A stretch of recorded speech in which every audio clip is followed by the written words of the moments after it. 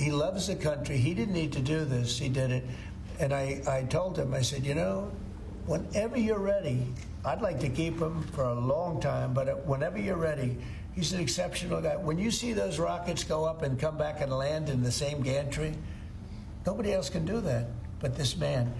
So he's just an incredible person, and he's a friend of mine, and he's a nice person, too. He's a very nice person. He really helped the country, saved us a lot of money. And I heard him say that he'll start easing, he was always at this time going to ease out. And when he goes back to Tesla, that'll be taken care of.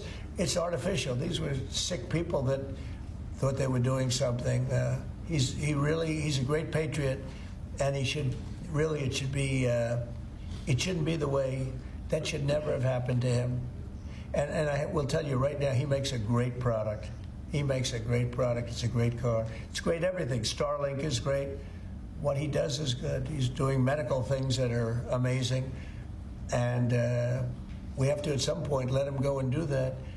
And we expect him to be doing it about this time. But I'll talk to Elon about it. Thank you for the question.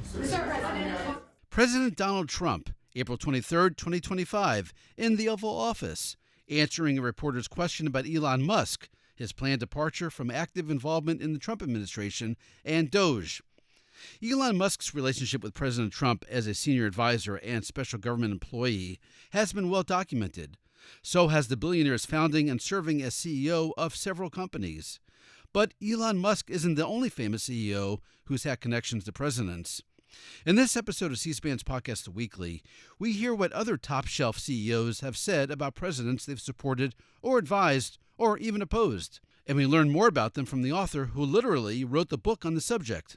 The book, The Power and the Money, the Epic Clashes Between Commanders-in-Chief and Titans of Industry.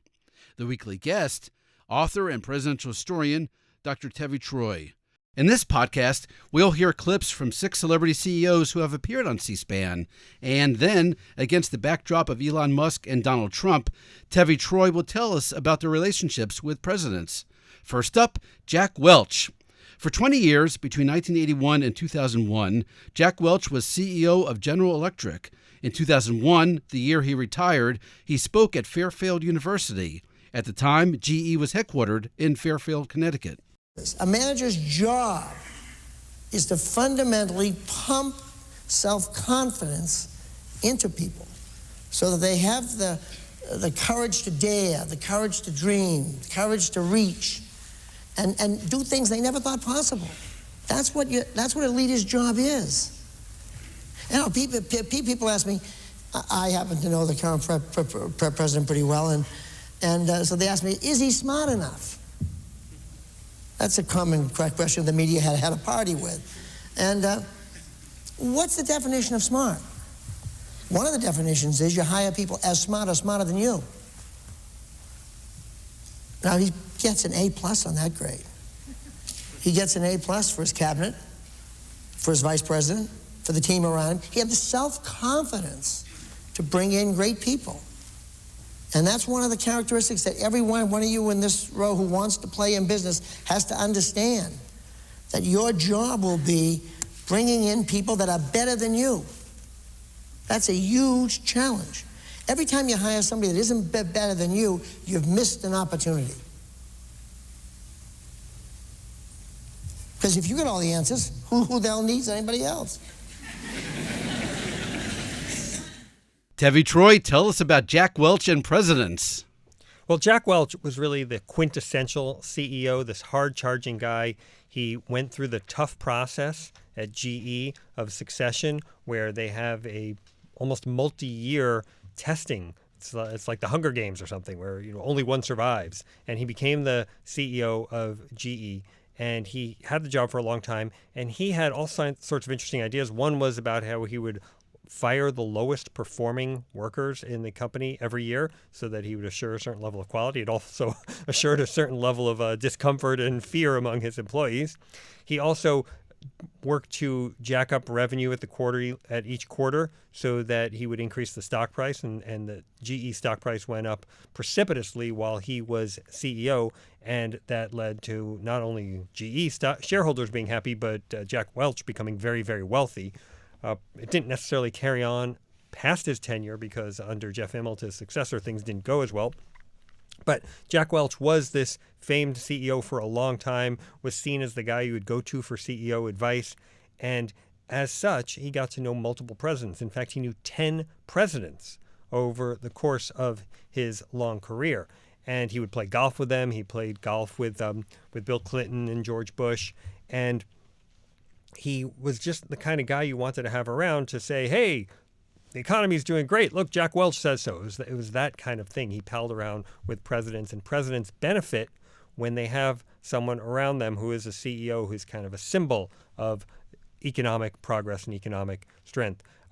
He eventually, after he left office, after he was no longer a president, he was friendly with Donald Trump and was one of the few CEOs who was backing Trump in the early days when most CEOs were kind of skittish about Trump. So he, again, has a long career as a quintessential CEO, and in that vein, he got to know multiple presidents. Interestingly, multiple presidents asked him to take cabinet slots, but he always said no. And I think there was some real wisdom in this because he recognized, first of all, that if you're a cabinet member, you're always reporting to someone above you. If you're CEO, you're on top. But if you're a cabinet member, you're subordinate. The second thing is some of his methods, like firing the lowest performing workers every year, don't exactly work when you have civil service protections in the federal government. And so I think he wisely recognized that even though multiple presidents wanted him to take on a cabinet slot and it would have been good for the presidents, it might not have been good for Jack Welch. What's a specific cabinet slot that he was thought for, or he was? Well, the typical CEO slots, which were commerce and treasury, those are the ones that are usually bandied about for presidents. Okay. For CEOs. You mentioned stock price. Is that the ultimate measurement or the ultimate metric of success for a CEO? Is the stock price? I think he made it the ultimate metric of success, but I think over time there have been different views of this. I think the old Milton Friedman concept is that shareholder value is the ultimate indicator of success. In recent years, the BRT under former George W. Bush Chief of Staff Josh Bolten has changed it from shareholder value to some kind of combination of value, but plus also contributions to the community and being a good corporate citizen. And Milton Friedman's no longer alive, but I think he would have been uncomfortable with that. But it does reflect that CEOs are very much in the political and cultural crosshairs these days and may not benefit in Washington from just saying we're all about shareholder value. Last question on Jack Welch. His successors as CEO have not been as actively involved, or even rumored to be cabinet secretaries. It kind of ended with him. Was he, or do they continue? Well, to be in part mentioned? because GE has had a precipitous fall since Welch has left. It's no longer one of the top companies in America. It was running too many different businesses, and it just didn't seem to have real focus. So the company has not done as well lately, and I think that presidents aren't less interested in having a less successful CEO come around. Next, Oprah Winfrey, talk show host, television producer, actress, author, and media entrepreneur. In 2018, Oprah Winfrey gave the commencement address at the USC Annenberg School for Communication and Journalism. And it's true, you can't personally stop anybody from walking into a school with an assault rifle, nor can you single-handedly ensure that the rights that your mothers and your grandmothers fought so hard for will be preserved for the daughters that you may someday have. And it'll take more than you alone to pull 40 million Americans out of poverty, but who will you be if you don't care enough to try? And what mountains could we move, I think? What gridlock could we eradicate if we were to join forces and work together in service of something greater than ourselves? You know, my deepest satisfaction and my biggest rewards have come from exactly that. Pick a problem, any problem, and do something about it, because to somebody who's hurting, something is everything. So, I hesitate to say this because the rumors from my last big speech have finally died down, but here it is. Vote. Vote. Vote. Pay attention to what the people who claim to represent you are doing and saying in your name and on your behalf. They represent you, and if they've not done right by you, if their policies are at odds with your core beliefs, then you have a responsibility to send them packing.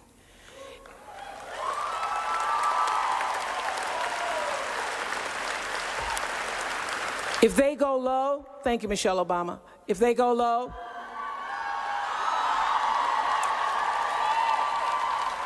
we go to the polls.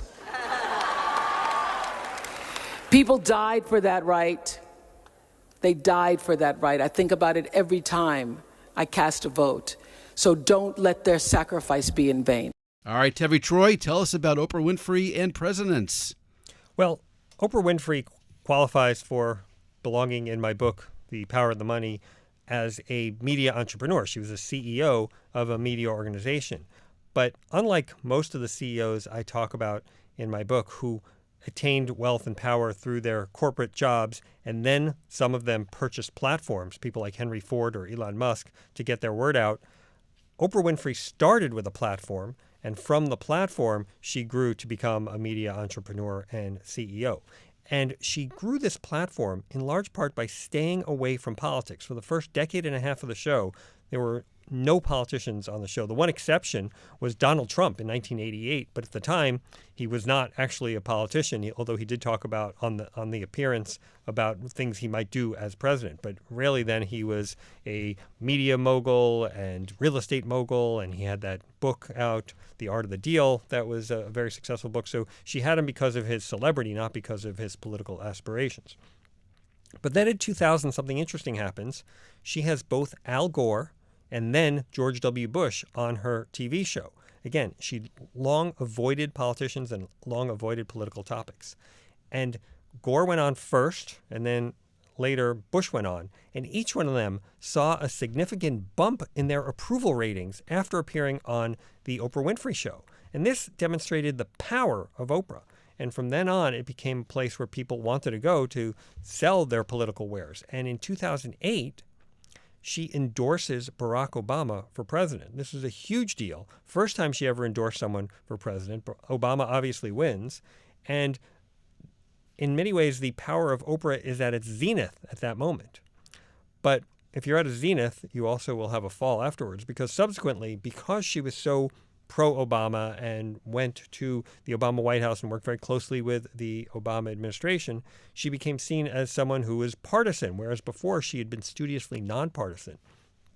So at this point, she now endorses candidates all the time, including Hillary Clinton in 2016, and in 2024, she endorses Kamala Harris.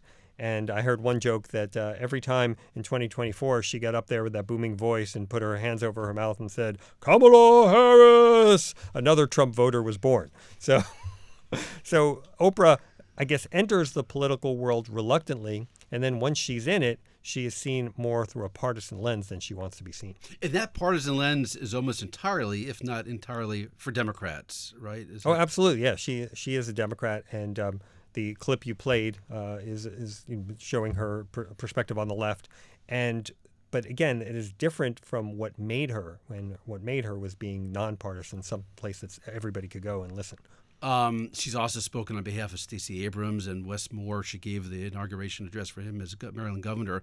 Does that hurt her company at all? Does that hurt her standing? Does she lose half her followers, her listeners, when she endorses? Well, one of my favorite phrases in American political history is Michael Jordan's "Republicans buy sneakers too." So I often in my writings warn companies not to go too far in one political direction or the other, because that potentially alienates half the audience. But Oprah doesn't really have the Daily Show anymore, and I don't think it applies to all of the various media enterprises that are under her at this point. You said in 2008 she was at her zenith when she endorsed Barack Obama. Is she beyond that now? Is she on her decline? Does she matter at all anymore? I would say she doesn't have the same political influence, and if she did, then her endorsement of Harris might have had more of an impact. So if she endorses the Democratic candidate in 2028, let's say, I don't think that is going to be as powerful as her endorsement of Obama was in 2008. For Republicans, is there someone on their side that's as powerful a brand name as Oprah Winfrey? Well, I think Joe Rogan's endorsement of Trump made a big, big difference. And I think Joe Rogan having Trump on the show was very influential in this recent campaign. And if you read some of the books, like the Amy Parnes and Jonathan Allen book, they talk about how there was an attempt to get Kamala Harris on Joe Rogan's show. It didn't work out for a variety of reasons. I think there was some passive aggressiveness on both sides. But in any event, it didn't happen. But I think that Trump interview with Rogan, I think that had a big influence. And Rogan has not always endorsed Republicans, so his endorsement means more because he's someone who could go either way. Last question on Oprah Winfrey. Do you see her playing a role in the next presidential campaign or beyond, or have we seen the end of Oprah Winfrey in politics? Oh, I think she's likely to endorse the Democrat in the next campaign, and I think, but that means that she's just become what so many other celebrities have, which is she's now become a celebrity who endorses Democrats. Now, Bill Gates, businessman, philanthropist, computer programming expert. In 1975, Bill Gates founded Microsoft. In 2018, he was interviewed by Politico. You'll hear questioning from Jake Sherman, who's now with Punchbowl. When Donald Trump ran for the presidency, he talked about being a businessman, and that's why he was elected. Do you, in your experience running businesses and running a big business and creating a business, do you feel like you have a good sense of how he thinks? And has anybody that you met in your time in your career prepared you to deal with somebody like him? Well, in business, you meet a lot of different kinds of people, and you have to be good at adapting to different styles of working. I wasn't in the New York real estate business or the New Jersey casino business, and obviously I missed a whole different approach. But you find things in common that you believe in, and I think President Trump would like to take some of this new money and have something that's new, and makes a big difference, that he's personally exercising leadership against that. And so I think everyone should be creative about, okay, what can be taken to him that would fit that, serve the country's interests, and really resonate, particularly if it's something where presidential leadership would be important to make it happen. Okay, Tevi Troy, Bill Gates. Bill Gates, obviously a high-tech entrepreneur and a huge developer of software, and his software was so instrumental in the development of the personal computer, because if you had a personal computer, it was running on Bill Gates' software, on DOS. And that led him to have a quasi-monopolistic role in the American economy, especially with the rise of the personal computer. Now, in the Reagan and Bush years, there wasn't that much attention paid to him from the political world, and I think that led to confidence, if not arrogance, on Gates's part, that he thought he could just run his empire the way he wanted to run it. And he did use some very sharp-elbowed tactics. There was even a joke within Microsoft that said that Windows ain't done till Lotus don't run. And what that means is that Lotus was a competing IBM product, and they would configure the software so that it was buggy or not as effective on the Windows platform. So he has this huge empire in the high-tech world, but when Bill Clinton comes in after the 1992 election, Clinton has a different view of antitrust. Until now, Republicans had been in charge, and they adhered to the antitrust views of one Robert Bork, who, in addition to being unsuccessful in his attempt to make it on the Supreme Court, was very influential in his views of antitrust. And his view was that as long as there's consumer benefit, you don't have to worry about the size of an entity. Whereas Democrats had a different view of that, and when Clinton comes in, he has his Justice Department and his FTC start examining and investigating Microsoft. Now, the interesting thing about this is at the same time that his own Justice Department is going after Microsoft, Clinton is also befriending Bill Gates, because Bill Gates is this media and high-tech magnate, and he's this avatar of the new high-tech that is going to revolutionize the American economy. And Clinton's talking about a bridge to the 21st century. And Clinton, remember, his campaign song is "Don't Stop Talking About Tomorrow," so it helps in with his whole futuristic view. But at the same time, they're investigating the company. So what I say in my book, In the Power of the Money, is that this is really a perfect example of compartmentalization. On the one hand, each entity is the U.S. government and Microsoft are going after each other. On the other hand, Clinton and Gates are befriending each other. And Gates plays golf with Clinton on Martha's Vineyard, and he gets invited to a White House tech summit. But at the same time, the Justice Department is investigating Gates and using some pretty hard-edged tactics, and they force Gates on the stand to testify about what Microsoft's tactics had been, and they kind of embarrass Gates because he doesn't look so great on the stand, and he looks uncomfortable, and he's looking down, and so it's not a good interaction for Gates. And then he eventually leaves the job as CEO of the company at the end of the 90s and the beginning of the 2000s, and goes on to what we know him as now, which is the avuncular philanthropist, the avuncular billionaire philanthropist. And that shift is really different than the Bill Gates of the 80s, who was this very hard-charging, sharp-elbowed, quasi-monopolistic actor. And it's a real difference, and that difference was brought about by his downfall via politics. You know, it's when you're talking about that, and your answer, looking back at the 90s, Bill Clinton dominates politics in the 90s, and Bill Gates dominates computer efforts, programming software in the 90s as well. So you get two very large personalities at the same time, as you've laid out. I'm trying to think, is that coincidental? Like they almost, there's a synergy going on between these two very large personality people. You know, in 1992, if George H.W. Bush had beaten Clinton, would there have been that kind of dynamic between the CEO of Microsoft and the American president, or is that kind of a unique to Bill Clinton kind of phenomenon going on there? Well, you can't necessarily know how it would have played out, but Microsoft still would have been a big phenomenon in American high tech, and Bill Clinton might have run again in 96. I mean, he was a supremely talented political actor, so we can't know. And Clinton ran in 92 thinking he was going to set up a 96 run. So again, it might have happened later. But what is interesting about what you say, Howard, is that synergy has continued, because the Gates Foundation and the Clinton Foundation have remained very tight and have worked together over the years on a whole bunch of public health type projects. And so I think even though they started, I guess, in enmity, they have become close friends and have stayed close together for these last 3 decades. Last question on Bill Gates. When we talked to Oprah Winfrey, she's firmly in the Democratic camp. Is Bill Gates in either camp? The efforts of philanthropy seems like it's a bipartisan effort. Does he lean toward a certain party these days? And does that even matter what Bill Gates thinks about politics now in 2025?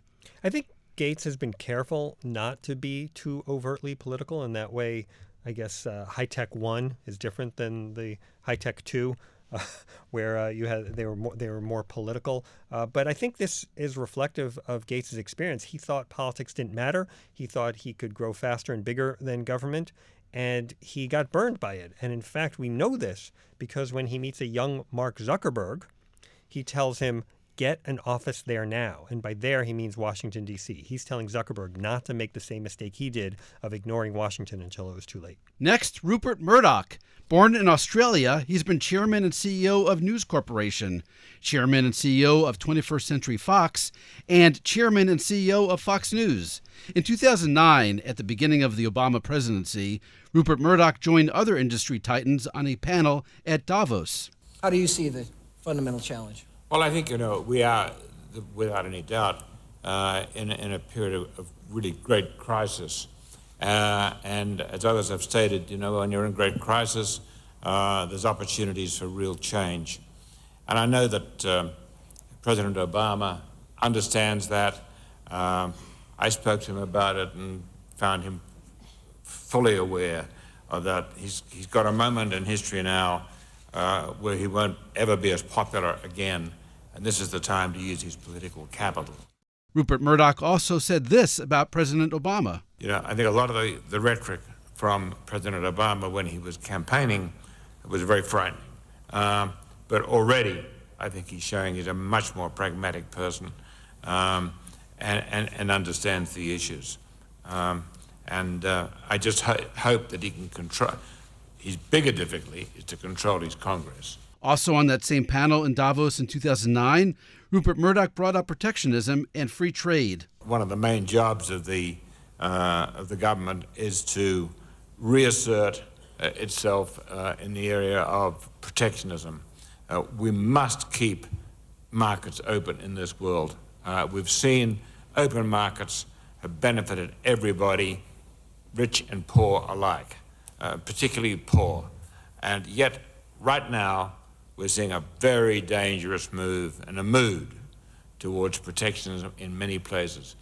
Okay, Tevi Troy, Rupert Murdoch, tell us about Rupert Murdoch and presidents. Rupert Murdoch has had an interest in the American presidency for a long time. In fact, he even meets with John F. Kennedy in the White House in the early 1960s. But it's only once he starts to acquire American media properties in the 80s, late 70s and early 80s, that he becomes more of a figure in American politics. He wants to be closer to Ronald Reagan and is somewhat frustrated that he doesn't get closer to him. And then things really take off in 1996 when he creates Fox News. He does this with Roger Ailes, who himself had a lot of experience with American presidents. He helped teach Richard Nixon how to perform on TV. He advised Ronald Reagan on debates. He advised George H.W. Bush on his famous interaction with Dan Rather on TV, where he calls out Dan Rather for leaving the set in a snit at one point. And that interaction that Ailes, in fact, orchestrates between Rather and George H.W. Bush helps elevate George H.W. Bush to the nomination and to the presidency. So Fox News starts in 1996 during the Clinton administration. It's a bit of a phenomenon. The Clinton administration isn't really prepared for it, and it takes on stories that the mainstream media is not taking on. So Murdoch becomes a big deal, and the Fox News becomes a big deal and really is the place to go for conservatives. And then in 2008, when Obama is running for president, Murdoch, surprisingly, given his conservative streak, has a bit of a soft spot for Obama. And we can hear a little bit in that in the clips that you played. And the soft spot is so great that he even thinks of endorsing Obama. But Roger Ailes tells him that there's no way you cannot endorse Obama and prevents him from endorsing Obama. But that doesn't, even though he has a soft spot, it doesn't make the Obama White House like him anymore. And in fact, obviously Fox News is critical of Obama, and the White House under Obama has a war room dedicated to pushing back against Fox News. So Rupert Murdoch has an anti-Murdoch war room in the Obama White House run by a woman named Anita Dunn, who will perform a similar function in the Biden White House.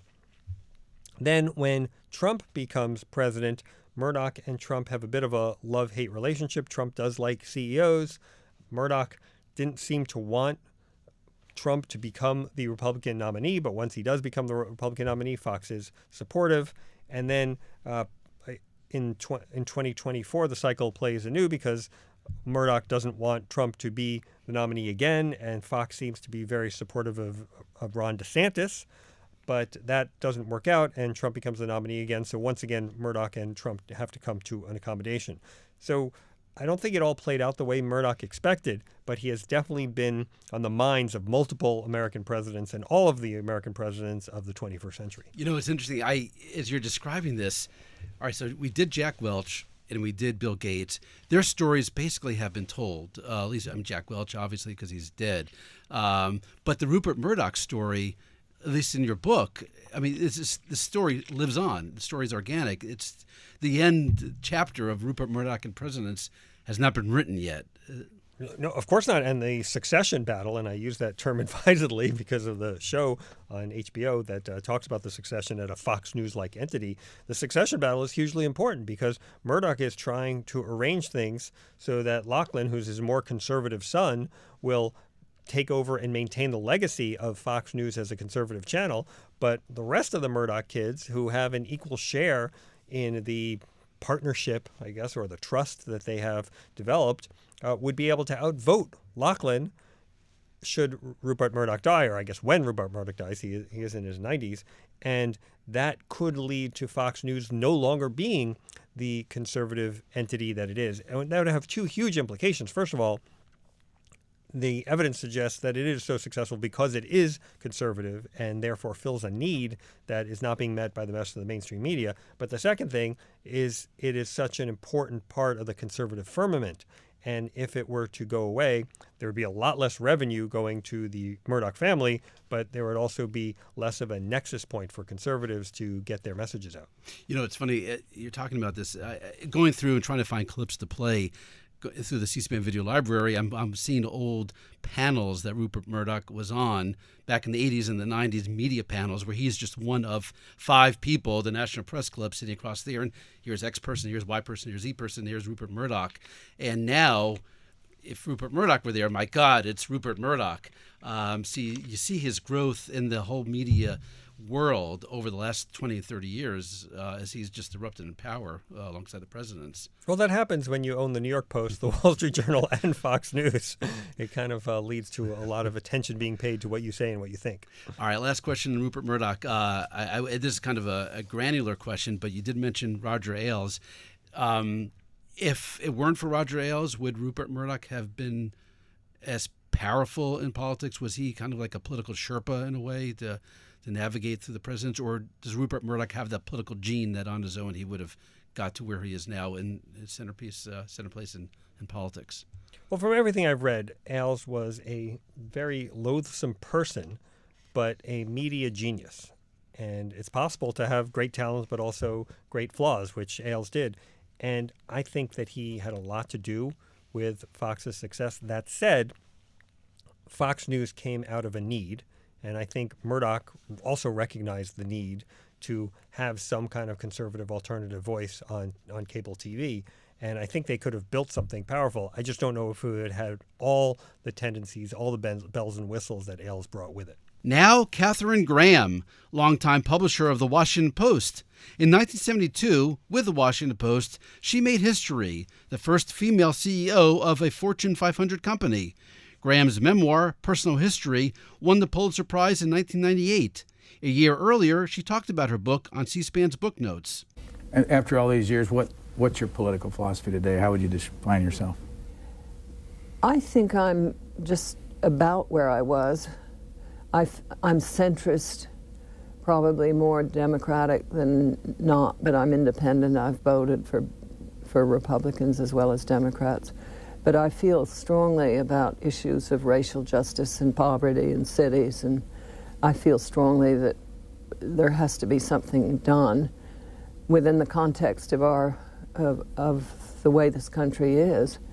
And I'm obviously committed to all the values such as freedom of speech and the things that I feel that enlightened semi-liberals are for. Think people will be surprised to find out you voted for George Bush in 1988? I suppose so, because I think the most surprised person would probably be President Bush. Why do you think he'd be surprised? Well, I think that most presidents get sensitive about the Post and Newsweek as well, and he had his issues with us, but I think any president does. But I suspect he would not think I'd voted for him. Also on Book Notes in 1997, Katharine Graham also talked about her relationship with 2 other Republican presidents. Richard Nixon. I never knew him really, personally. I met him and I talked to him and I even interviewed him and he came to lunch at the paper, an editorial lunch. So I saw him a little bit, but I didn't really know him personally. And I think that he had many good traits. I think he was a real Jekyll Hyde character because he had all these things that we keep seeing coming out on the tapes and this really low-level side to him. But he was really brilliant in many, many ways, and he had very many good people working for him. I really view him with ambivalence. Ronald Reagan? Well, now there was another friend, and Nancy especially, I knew before they were in the White House. I think you never get to be friends with a president if you don't know them before, because their power is so great and they see people as strangers. So I thought he was a leader. We knew what he stood for. I think he was a very dignified man. I didn't agree with him or all that he did. But Nancy was a good friend and still is. All right, Tevi Troy, I'm going to ask you about Katharine Graham and presidents, but I'm going to lead you on this one. In this case, these are Republican presidents that she has relationships with. What's going on there? Yeah, it is super interesting in that the Washington Post is seen as a more liberal paper, and Graham is more of a Democrat than a Republican, to be sure.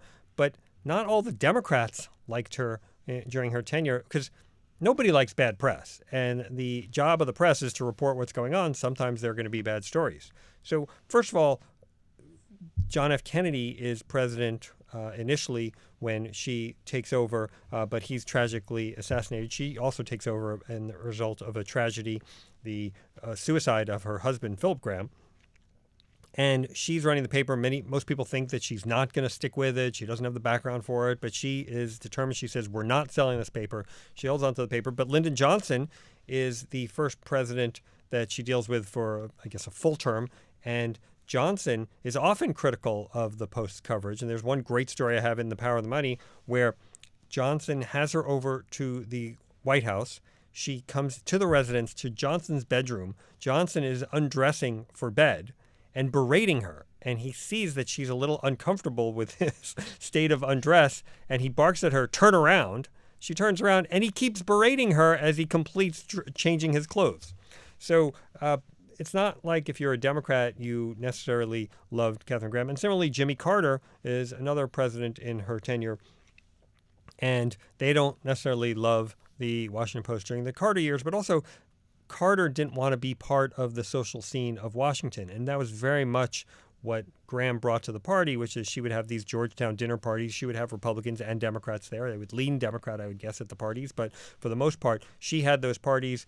She famously did one for Ronald Reagan to welcome them to Washington. And that just wasn't Jimmy Carter's scene. So I think it is in some ways more interesting to look at her relationship with presidents. Obviously, Richard Nixon is a president that she brings down in more ways than one. First of all, she publishes the Pentagon Papers after the courts had enjoined the New York Times from doing it. She and her paper gets a hold of it. They publish the papers, and Nixon is so irate about the leak of these papers that describe the beginnings of the Vietnam War that he says he wants to plug all the leaks going forward. How do you plug leaks? You call the plumbers. And the group, the plumbers, that ragtag bunch of quasi-law enforcement officials who did the Watergate burglary, are created as a result, in part, of the Pentagon Papers leak. And then the plumbers burglary of the Watergate hotel leads to the Watergate scandal, which really does bring Nixon down. So two things that happened in the Washington Post, their coverage of the Watergate scandal and their printing of the Pentagon Papers, are instrumental in the downfall of Richard Nixon. All right, so we're talking about a CEO of a newspaper, and this is very much of a dated moment because now, is there a publisher with that kind of influence or connections?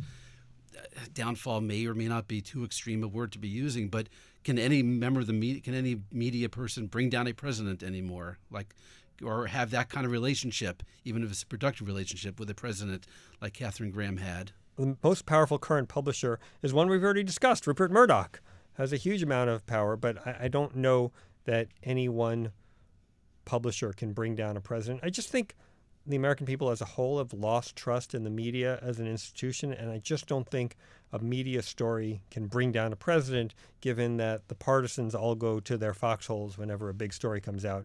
And so Democratic partisans would protect a Democratic president, Republican partisans would protect a Republican president.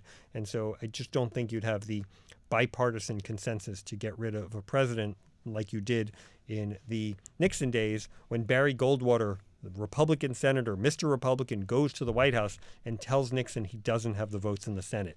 I don't see that happening today. So this is going to be an obvious sounding question, but as you're talking about Katharine Graham, Washington Post, and her relationship with presidents, if she was the publisher of the Palm Beach Post or the Denver Post or any other city around the country with Post in the title, would she have had this amount of influence? Is it her personality that gave her that kind of connection, or is it just by virtue of being here in Georgetown? Well, of course, it's the fact that it's the Washington Post that makes it more influential and more of a national story. But remember, the Washington Post isn't really a national paper before Watergate. Watergate helps elevate the Washington Post, and I think she and, frankly, her guts in sticking with the story when other people were telling her not to, and when Nixon was actually threatening her, I think it was her guts and the way she ran the paper that helped elevate the Washington Post to make it a national paper and still a paper of significance today. Okay, last question on Katharine Graham. Obviously part of the story, and she talks about this, a woman in this kind of powerful position. We talked about Oprah Winfrey, but this is kind of a different kind of perch where Oprah Winfrey is a brand and Katharine Graham is not necessarily her own brand. She's the head of an incredible institution. Talk about her gender and her relationship with presidents. Yeah, I'm sure it wouldn't be a big deal today if a woman takes over a paper, but back then it was a big deal, and people underestimated her. There's a story that I tell in The Power of the Money of Ted Sorensen, the Kennedy speechwriter, is going for a kind of exiting the White House meeting with her about figuring out what he's going to do next, and she wants to offer him the job of columnist, and he wants to take her job. He says, I want your job. I want to be the publisher. And she says, absolutely not. But I don't think Sorensen would have had the gumption or the chutzpah to do something like that if she hadn't been a woman. And I think he underestimated her because of her gender. And now the last CEO we'll hear from, Lee Iacocca, the legendary auto executive. At Ford during the 1960s, Lee Iacocca developed the Mustang, the Continental Mark III, and the Pinto. And then in the 1980s, he revived the Chrysler Corporation.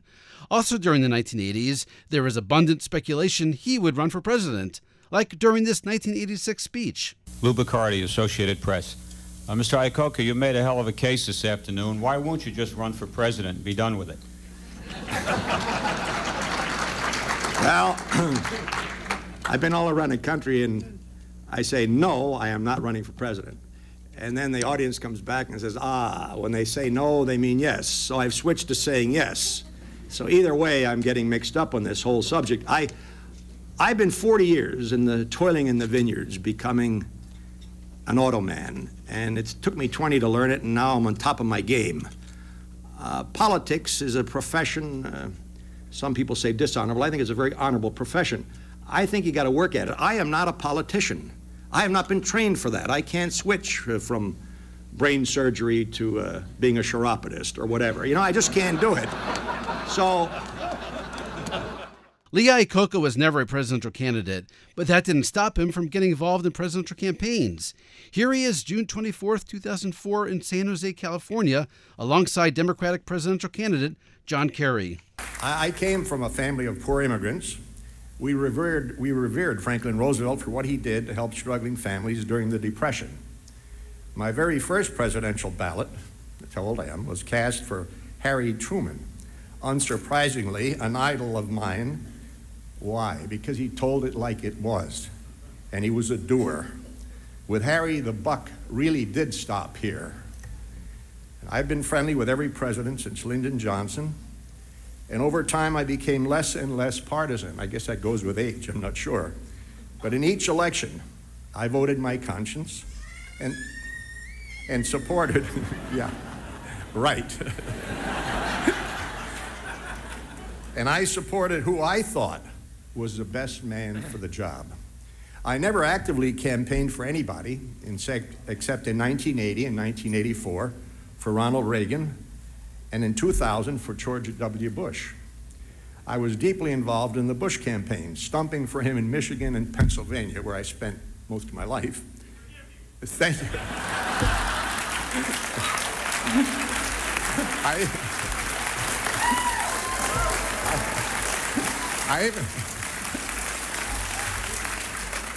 I hate to tell you this now. I even appeared in a couple of Bush campaign ads. But this year, I'm supporting John Kerry to be the next president of the United States.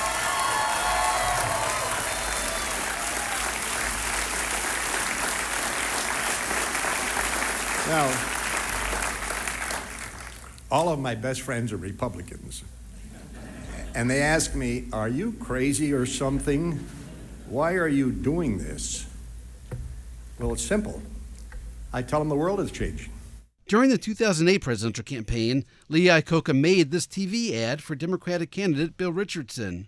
If you're like me, I'll bet you're fed up with how our country's being run right now. I spent a lot of years as a CEO, and I'm looking for a president with experience creating jobs and the guts to lead. And that's Bill Richardson. As a governor, he turned New Mexico's economy around by focusing on the jobs of tomorrow, like clean energy. He's balanced budgets, negotiated with foreign leaders, and he never gives up. That's the kind of president we need right now. I'm Bill Richardson, and I'm honored to approve this message. In 2007, Lee Iacocca published a book called Where Have All the Leaders Gone? At a book talk seen on Book TV, he was asked how to choose the best person for president. I'd look for competence and character of all my 9 C's. We have about 15 people that we want to, they all nuts, they all want to be president. We have a lot of them out there. I think that it goes without saying he's got to be ethical and moral. But that's why I tried to say if you want to be president, there are certain basic things you should look for. In the book, I didn't try to handicap it and pick anybody, but I said, here's what you should look for. I said, I've never been good at the track to say I can pick a good president. I would insist that he have a team. I'd like to know who the team is. I know who the ball club is. There was a team last night, the Yankees. Their problem was they didn't have a complete ball club. Their pitching was lousy, so they didn't win. So you got to have a team put together. You got to say who's the best guy. Remember, all he is, he's commander in chief, but he's CEO. He's the CEO of the world. He's got to know something about business. Don't have to meet a payroll. I put that in a former book. My payroll once was $200 million every Friday, and we had $1 million in the bank. I said, my God, we're bankrupt. We just haven't announced it yet, that's all. Tevi Troy, Lee Iacocca, big name. Tell us about him and presidents. Lee Iacocca has a somewhat surprising evolution. In the 1960s, he's not just making the Mustang, but he's also a fairly conservative, pro-free market, anti-regulation executive. And he goes to the Nixon White House in the late 60s and argues against Ralph Nader-style regulations that would be imposed on the auto industry.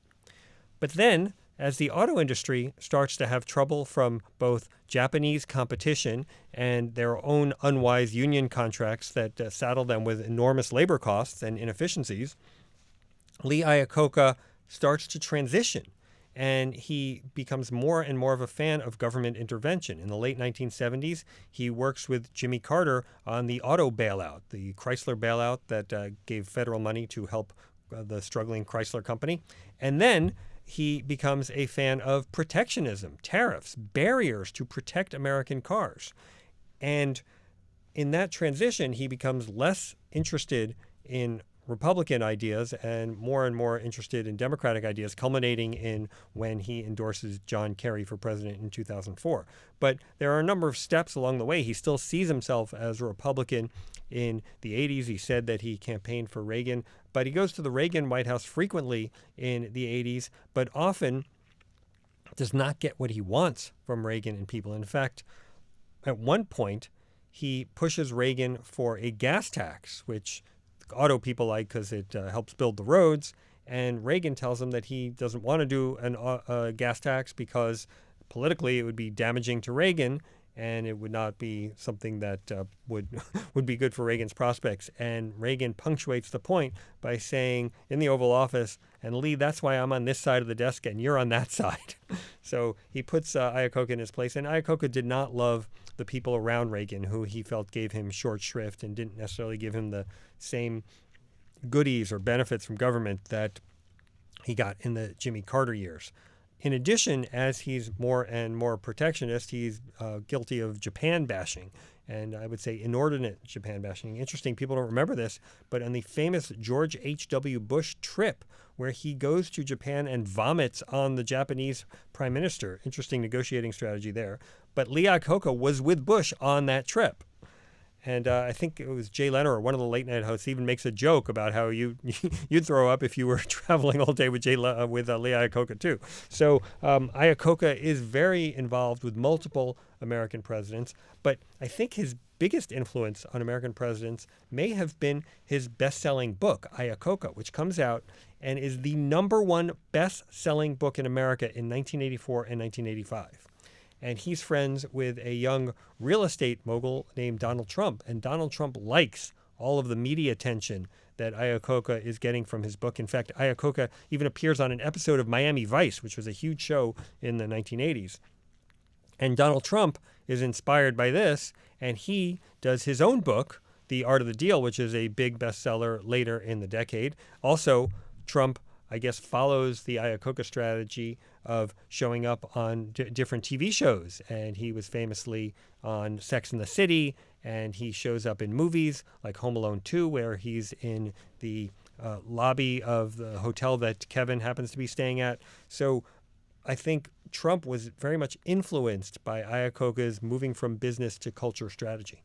So Donald Trump runs for president and wanted to be president and runs for president. Lee Iacocca wants to be president but doesn't run. Do I have that right? He does not run. He flirts with it. There were even stories that bumper stickers were made up, but he never actually steps in and runs. But he wanted it, right? It wasn't the kind of, let's have fun. Let's grease the book sales. I mean, or prime the pump for book sales. Or be on Miami Vice, as you said. He actually wants to be president of the United States. Do you think? He seemed to want it, but he wasn't willing to take the steps necessary to get there. And it's not easy. And it's certainly not easy to go just straight from the business world to the political world. Obviously, one person has done it, but it's not a frequent pathway. The stories you're telling about him and tariffs and the cars, it just, other than Donald Trump, it makes me think immediately of Ross Perot, an independent businessman, essentially. Iacocca would have been an independent running, I guess.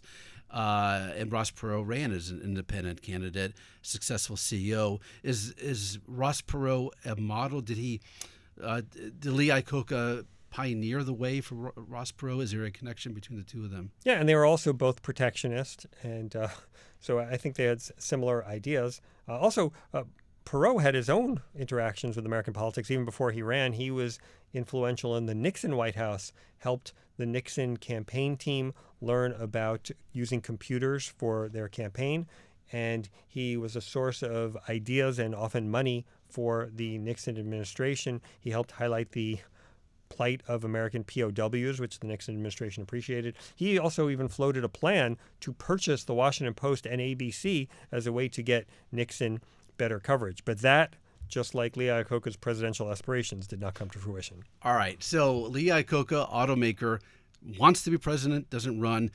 Do CEOs have to be the president? I know you kind of mentioned this at the beginning. I'm thinking Robert McNamara, as auto executive who settles for defense secretary, doesn't run for president. Can you be an influential CEO and not necessarily have to have the brass ring itself? Can you serve? You said this earlier. They can't because they're used to being the boss. So I can't imagine Lee Iacocca being a sub boss. But is McNamara a model for any of these CEOs that we've talked about? I would say for the most part, it is frustrating for CEOs to get involved in the cabinet, in presidential administration. That doesn't mean it doesn't happen. Obviously, you had McNamara, but he ends up getting pushed out by Johnson because they disagree over the Vietnam War, and he's kind of pushed into the head of the World Bank position as kind of a soft landing. Great story here. The guy who thought he was going to be head of the World Bank when they forced out McNamara cried when he found out that he lost the job. And then the other example recently is Elon Musk, who obviously takes the DOGE position to great fanfare and has done a lot of things and identified all sorts of government programs that some people don't like and some people are fighting to keep. But Musk also lost a lot of value in his company. And so there's downsides to getting involved in politics if you're a business mogul. All right, last question for Tevi Troy, our guest on C-SPAN's podcast, The Weekly. We have not prepped this. I just thought of this when you mentioned Elon Musk. Elon Musk obviously can't be president because he was not born in the United States. Tevi Troy, the expert on CEOs and connection to politics, give us a prediction. What CEO now, emerging CEO, do you say in 20, 20, 30 years should be watching for an appearance in Iowa or New Hampshire? Well, it's hard to say who now is going to be there in 30 years because you sometimes All right, you have let's do these 10 years. you have these wonderkins like Mark Zuckerberg who just come out of nowhere. But I think the most politically savvy CEO that I've seen is Jamie Dimon. He's very careful about how he does things. He comes to Washington a lot. When he started, he was coming to Washington twice a year. Now he comes twice a month. He also has this very clever construction where he says he is barely a Democrat. Each one of those three words matters because Democrats hear the "a Democrat" and they say, oh, he's one of us.